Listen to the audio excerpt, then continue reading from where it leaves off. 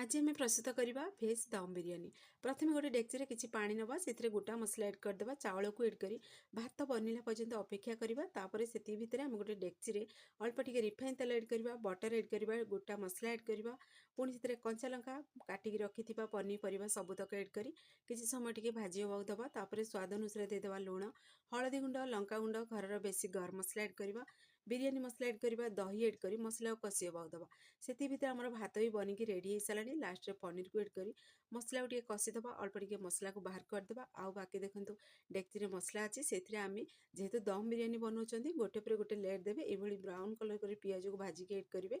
तो जेहेतु shirt video सब तो कही हेनी जदि आप लंग वीडियो देखा चाहते तले थे वीडियो ऑप्शन क्लिक करूँ जहाँफल लंग वीडियो देखिपारे इजिली प्रस्तुत करेंगे। तो देखो ये प्रोसेस सबुतक एड कर पुणी थे 5 मिनट पर्यटन बनवाक देवे कोयलार फ्लेवर देवे। तो फाइनल रेसिपी बनीगला आपने ट्राई करूँ।